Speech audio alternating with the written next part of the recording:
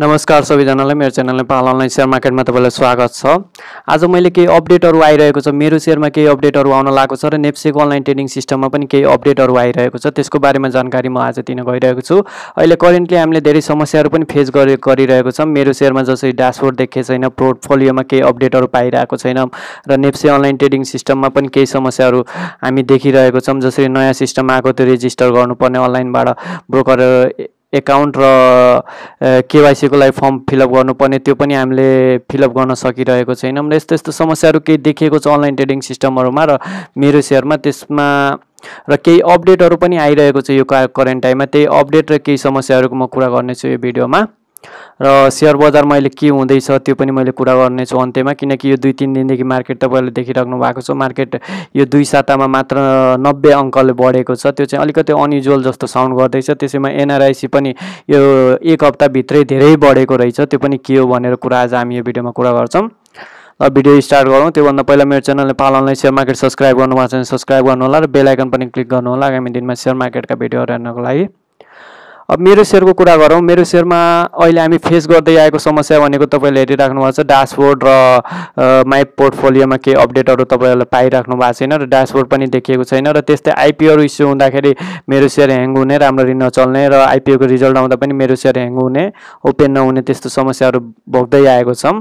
त्यो नराम्रो कुरो हो। तर राम्रो कुरो अझै पनि पहिलाको कुरो गरौँ भने पहिला आईपीओ एप्लाई गर्नको लागि बिहान गएर साँझसम्म लाइन लाउनु पर्ने हुन्थ्यो, लामो लाइन लाउनु पर्ने हुन्थ्यो घाममा, बल्ल हामीले आईपीओ एप्लाई गर्न पाउँथ्यौं र त्यसपछि शेयर सेल गरिसकेपछि तपाई डीआईएस स्लिप लिएर ब्रोकर कहाँ गएर बल्ल तपाईले ट्रान्सफर गर्नुपर्ने हुन्थ्यो शेयर। अहिले हामी मेरो शेयरको यो डीआईएस सिस्टमबाट शेयर ट्रान्सफर गर्न सक्छौं घरै बसेर 1 क्लिकमा र आईपीओ पनि हामी 2-3 मिनेटमा घरै बसेर मेरो शेयरबाट एप्लाई गर्न सक्छौं। यो भनेको धेरै राम्रो कुरो हो। तर यो टाइममा अलिकति मेरो शेयरमा समस्या आएको छ। त्यो समस्याको पनि समाधान आउँदैछ, सोलुसन आउँदैछ, किनकि यो करेन्ट टाइममा धेरैजना अनलाइन युजरहरु अनलाइन एकाउन्ट लिएको छन्। जो पहिलाको लगानीकर्ता थिएन, जो फिजिकली काम गर्थेन, उहाँहरु पनि अनलाइन लिएको छन् र यो करेन्ट टाइममा 2 लाख भन्दा बढी डिम्याट होल्डर पनि नयाँ आएको छन्, उहाँहरु पनि अनलाइन एकाउन्ट लिएको छन्। त्यसकारणले यो सिस्टमहरुमा अलिकति लोडले गर्दा पनि केही समस्याहरु हामी फेस गरिरहेको छौं र यो टाइममा मात्र यो समस्याहरु फेस गर्दै छौं र यसको चाँडै सोलुसन आउनेछ भने। र अर्को के खुसीको कुरो रहेको छ भन्दाखेरि मेरो शेयरले एप्लिकेसन लिएर आउँदैछ। यो भनेको एकदमै ठूलो कुरो रह्यो। मेरो शेयरले एप्लिकेसन लिएर आउँदैछ र एप्लिकेसन लिएर आइसकेपछि धेरै समस्याहरुको सोलुसन पनि हुन्छ।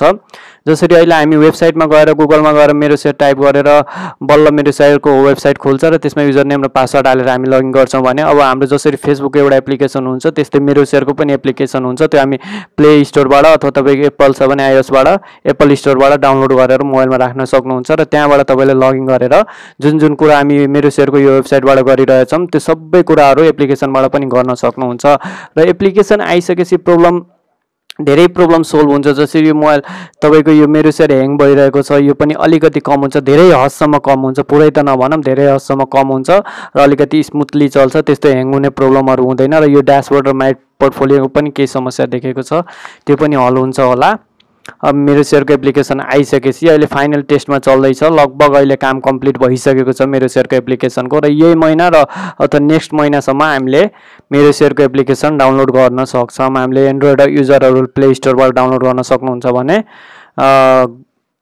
एप्पल युजरहरुले एप्पलको प्ले स्टोरबाट डाउनलोड गर्न सक्नुहुन्छ, एप्पल स्टोरबाट डाउनलोड गर्न सक्नुहुन्छ। हेर्न सक्नुहुन्छ मेरो शेयर एप्लिकेसन अब चाँडै आउँदैछ। यो धेरै राम्रो कुरो रहेको छ मेरो शेयरबाट। र अर्को यहाँ कुरा हेर्न सक्नुहुन्छ पोर्टफोलियोको लागि यहाँ मेसेज छोडेको छ। अहिले यो ड्याशबोर्डमा पनि हेर्नुस् केही पनि कुरा हेर्न सक्नुहुन्छ हेर्न सक्नुहुन्न मेरो शेयरको र यो लिस्टमा जुन माई पोर्टफोलियो हुने गर्थ्यो त्यो पनि हटाइएको छ र यहाँ त्यसैले यो ब्रोडकास्ट गरेको छ मेसेज मेरो शेयरले। यहाँ लेखिएको छ तपाईको लास्ट ट्रान्ज्याक्सन र लास्ट क्लोजिङ प्राइसहरु अपडेट नभएको कारणले यो हटाइएको छ, केही टेक्निकल इस्युको कारणले, र यो चाँडै अपडेट हुन थाल्छ र फेरि मेरो माई पोर्टफोलियो तपाईले हेर्न सक्नुहुन्छ। अब यो मेरो शेयरको कुरा रह्यो अब नेप्सेको अनलाइन ट्रेडिङ सिस्टमको कुरा गरौँ। नेप्सेको अनलाइन ट्रेडिङ सिस्टममा भर्खर अस्ति मैले एउटा भिडियो बनाएको थिएँ अनलाइनबाट ब्रोकर एकाउन्ट खोल्न मिल्ने र नेप्सेको अनलाइन ट्रेडिङ सिस्टमको युजर नेम र पासवर्ड पनि लिन सक्ने त्यसको बारेमा मैले भिडियो बनाएको थिएँ र त्यतिबेला तपाईले रेजिस्टरमा क्लिक गरेर डकुमेन्ट हालेर सबमिट गर्न सक्ने मिल्थ्यो त्यतिबेला। तर अहिले केही समस्या भएको कारणले टेक्निकल इस्यु भएको कारणले अहिले तपाईले क्लिक गर्ने बित्तिकै त्यो पेज त्यहाँ जाँदैन, फेरि रिटर्न त्यही लगिङ बक्समै आएर बस्छ। अहिले चाहिँ ओपन भइरहेको छैन रेजिस्टरमा क्लिक गर्दाखेरि। केही इस्यु आएको छ, टेक्निकल इस्यु आएको छ। मैले नेप्सीलाई कन्ट्याक्ट गरेको थिएँ, सायद धेरै बिजी भएर फोन उठेन र त्यसपछि मैले ब्रोकरहरूमा कन्ट्याक्ट गरेँ, केही ब्रोकरहरूमा कन्ट्याक्ट गरेँ अनि उहाँबाट के सुन्न पाएँ मैले, हामी रेडी छौँ, हामी एकाउन्ट खोल्नको लागि रेडी छौँ, तर त्यो रेजिस्टर अब टेक्निकल इस्यु भएको छ, त्यो नेप्सीले रिपेयर गरेर अब रेजिस्टरमा क्लिक गरेर सबै डकुमेन्ट तपाईँहरूले बुझाउन सक्नुभयो भने हामीले चाहिँ एकाउन्ट खोल्न रेडी छौँ भनेर केही ब्रोकरहरूले भन्यौँ भने, केही ब्रोकरहरूले अझै पनि हामी रेडी छैनौँ यसको लागि भनेर त्यस्तो मैले सुन्न पाएँ। अब एक्ज्याक्टली यो के हुँदैछ थाहा छैन, तर जहाँसम्म मलाई लागिरहेछ अब रेजिस्टरको कुरो आछ भने त्यसमा अलिकति समस्या रहेको छ, त्यसलाई समाधान गरेर चाँडै हामीले अनलाइनबाट नेप्सेक अनलाइन ट्रेडिङ सिस्टमको युजर नेम पासवर्ड र ब्रोकर एकाउन्ट खोल्न पाउनेछौँ। त्यसको लागि काम हुँदैछ र चाँडै हामीले पाउनेछौँ। अहिलेको करेन्ट टाइममा यदि तपाईँ एप्लाई गर्न खोज्दै हुनुहुन्छ, धेरैजनाले मलाई प्रश्न गर्दै हुनुहुन्छ आजभोलि काम गरिरहेको छैन के हो त्यो भिडियो हेरेर, त्यो सबैजनालाई मैले भन्न चाहन्छु केही दिन वेट गर्नुहोस्, तपाईँ केही दिन वेट गर्नुहोस्। त्यो समस्याको अब सोल्युसन आइसकेपछि, समाधान भइसकेपछि केही दिनपछि सायद तपाईँले रेजिस्टर गर्न पाउनुहुनेछ।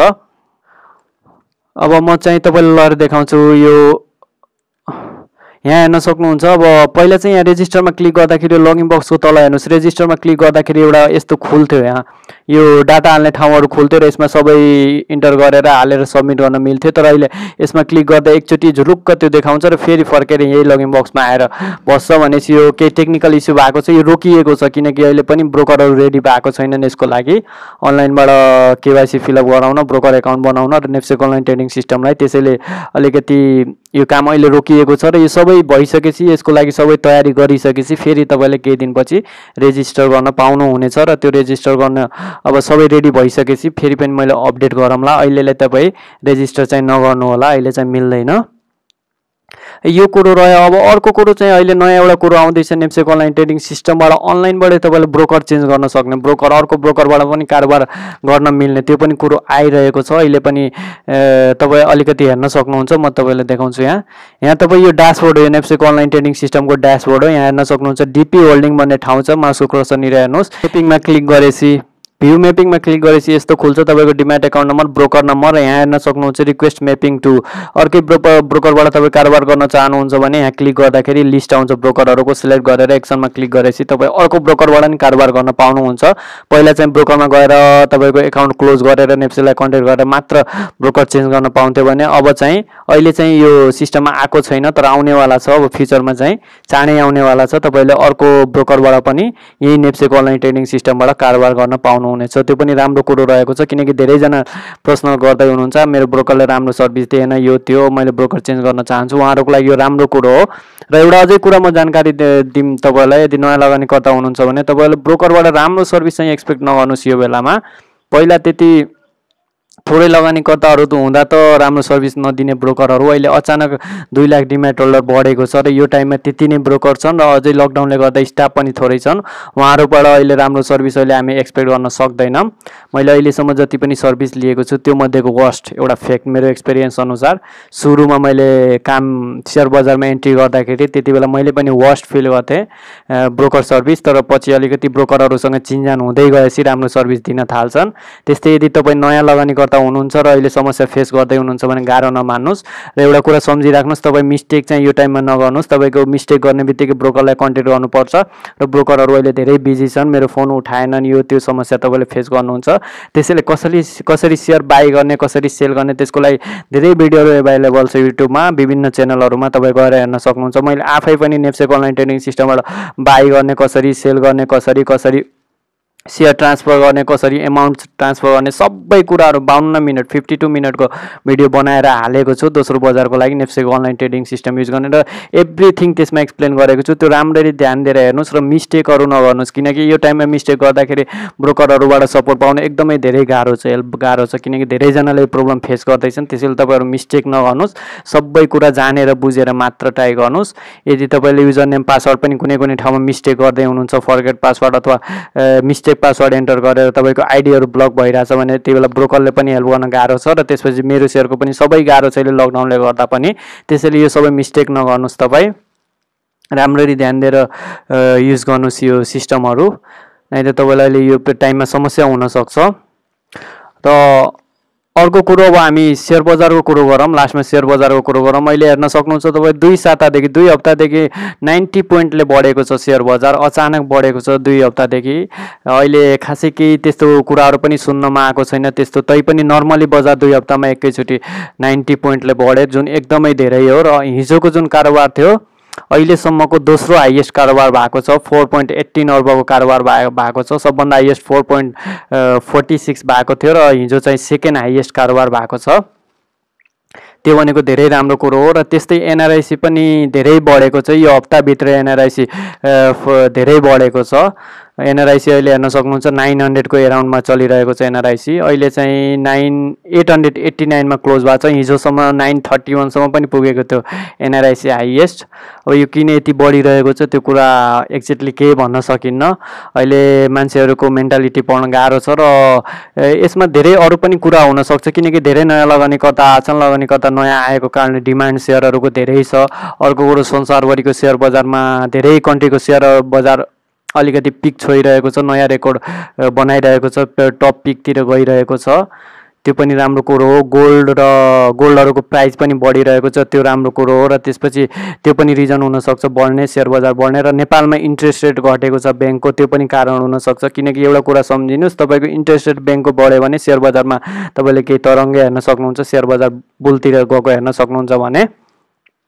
यदि सेयर इन्ट्रेस्ट धेरै बढिरहेको छ ब्याङ्कको भने अलिकति सेयर बजार त्यति बढ्दैन भन्ने कुरा, यो एउटा सामान्य कुरो, यो पनि सम्झिराख्नुहोस्। अहिले हाम्रो नेपालमा इन्ट्रेस्टको घटाएको छ ब्याङ्कहरूले, त्यस कारणले धेरै मान्छेहरूले लोन उठाएर पनि सेयर बजारमा लगानी गर्न सक्छन्। किनकि यदि उहाँहरूले 30% रिटर्न निकालिरहेको हुन्छन् भने 8, 9, 10% उहाँहरूले इन्ट्रेस्ट दिन पनि गाह्रो भएन ब्याङ्कलाई। त्यस आधारमा पनि धेरैले ब्याङ्कबाट पनि पैसा निकालेर लोनै लिएर पनि लगानी गरिरहेका छन्, यस्तो पनि हुनसक्छ। र अर्को कुरो हामी सबैले नरुचाएको, सबैले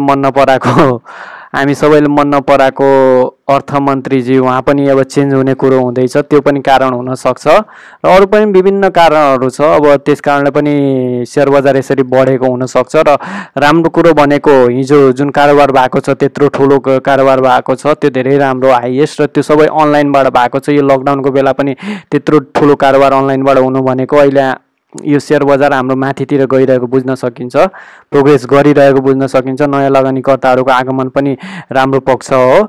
र त्यस कारणले सेयर बजारमा हामीले ओभरअल राम्रो ट्रेन्ड हेर्न सक्छौँ, बुल ट्रेन्ड नै हेर्न सक्छौँ, किनकि सबै कुरा पोजिटिभ भइरहेको छ। अहिले बजार करेक्सनमा गयो भने केही फरक परेन, तर ओभरअल चाहिँ बजारमा अहिले हामी बुल ट्रेड एक्सपेक्ट गर्न सक्छौँ। आजलाई यति। मेरो channel Nepal online share market subscribe गर्नुभएको छ भने सब्सक्राइब गर्नु होला र बेल आइकन पनि क्लिक गर्नु होला। र एकदमै नयाँ लगानीकर्ता हुनुहुन्छ भने मेरो अर्को एउटा च्यानल छ नेपाल सेयर बजार, त्यसमा मैले बिगिनरहरूको लागि भिडियो बनाइरहेको छु, तल डिस्क्रिप्सनमा लिङ्क छ, त्यो पनि सब्सक्राइब गर्न सक्नुहुन्छ। एकदम नयाँ लगानीकर्ता हुनुहुन्छ भने मात्र।